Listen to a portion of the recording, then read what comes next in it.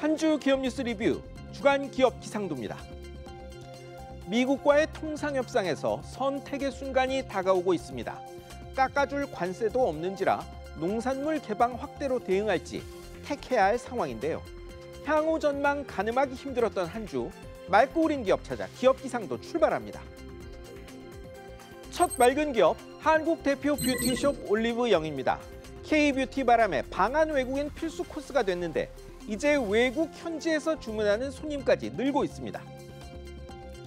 외국인 직구용 글로벌몰 상반기 매출이 작년보다 70% 늘었답니다. 회원 수도 335만 명 달했는데요.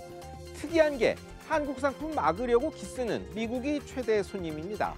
매출 과반이 미국에서 나왔고 상반기 매출 증가분 40% 이상이라네요. 손님 늘고 단가 오르자 대표 특송기업 페덱스와도 손잡았습니다. 화장품 수출액 세계 3위 한국에서 많은 부분이 중소브랜드 몫입니다. 올리브영도 납품 중소기업 둘러싼 가불관계 논란이 끊이지 않는 점은 개선 요인입니다. 다음은 삼성전자 반도체 부문입니다. 히토리와 저사양 인공지능 반도체 맞바꾼 미중 타협으로 수혜볼 전망입니다. 양국 타협에 미국 반도체 기업 엔비디아가 저사양 AI 칩 중국에 팔 수 있게 됐죠. 여기엔 고대 역폭 메모리 HBM3 들어가는데 그간의 수출 규제로 재고 쌓여 더 팔 메모리 칩은 적답니다. 관심은 중국 겨냥의 연말쯤부터 팔 저전력 그래픽 처리 장치 RTX인데 여기엔 삼성이 1위인 그래픽 메모리 GDDR7이 들어갑니다. 젠슨 황 엔비디아 창립자가 지난 3월 친필 사인했던 그 반도체랍니다. 대중국 수출 규제로 힘들었던 삼성의 돌파구가 될 수 있을지 관심인데요. 이재용 회장의 무죄 확정과 함께 삼성의 정비와 재발진 계기 될 수 있다는 관측이 나옵니다. 이제 흐린 기업입니다. 카카오 모빌리티와 키움증권, HS효성과 증권금융입니다. 차량 호출, 금융, 첨단 소재 등 주업이 다른 회사들이 하나로 묶였습니다. 특검 수사 때문입니다. 모두 이른바 집사 게이트 당사자 김모 씨가 주주였던 부실기업에 투자한 펀드에 거액 넣은 곳들입니다. 투자 유치액이 184억 원이라는데 특검은 왜 유수 대기업들이 부실기업 투자 자금 됐는지 규명할 계획인데요.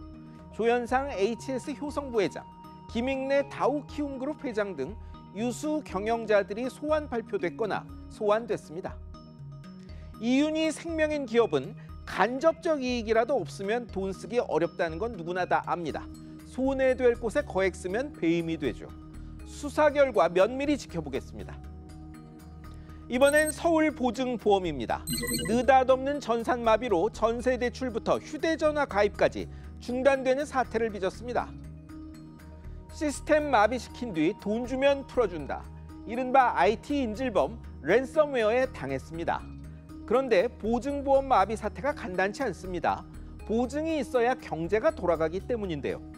주택 관련 대출부터 휴대전화 할부 가입에 각종 공사 진행까지 다 차질 빚어져 후보증 제공, 수기 작업 같은 비상조치 동원했고 17일이나 정상화했습니다. 범인은 오리무중입니다.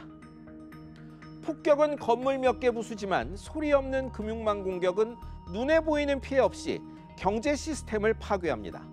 금융사들은 보안이 경제를 넘어 안보와 직결되는 점을 알아야 합니다. 다음은 CJ와 CGV입니다. 계열사 부당 지원으로 공정거래위원회로부터 65억 원 과징금 부과받았습니다. 저희가 한번 전해드렸었던 건데요.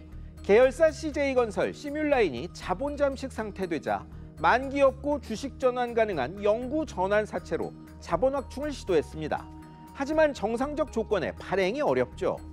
그러자 증권사가 이를 인수하되 수수료 챙기고 손익은 회사가 떠안는 형태의 파생상품, 총수익 스와프를 활용했습니다. 어려운 계열사로선 유리하게 투자 유치한 효과를 본 겁니다. 10년 전 일인데 CJ는 당시엔 일반적이었다며 반발합니다. 하지만 공정위는 이 지원 없었으면 퇴출됐을 회사가 살아났으니 부당 지원이라 못 박았습니다. 마지막은 롯데카드입니다. 같은 사모펀드 MBK가 대주주인 홈플러스 단기 채권 사태 탓에 검찰이 강제 수사 나섰습니다. 주 타깃은 MBK와 홈플러스인데 검찰은 지금 두 회사가 홈플러스 신용등급 하락 미리 알고 기업회생 신청 계획하고는 이를 숨긴 채 카드대금 기초 유동화증권 발행했다고 의심하죠. 롯데카드가 MBK의 이런 계획에 관여했는지 살피는 겁니다. 홈플러스의 기업카드 한도 등 조건을 유리하게 해서 이익을 줬는지는 공정거래위원회가 또 조사 중입니다. 사실 MBK가 롯데카드 팔려지만 살 곳이 없다는 게 더 큰 문제입니다. 내수 어렵고 수사, 조사도 여럿인데 가격까지 높아서란 평가입니다.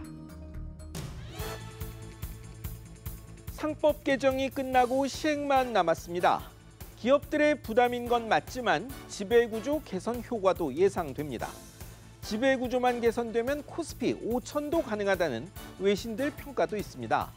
양날의 칼인 개정 상법을 잘 운용하는 지혜가 필요한 시점입니다. 지금까지 주간 기업 기상도였습니다.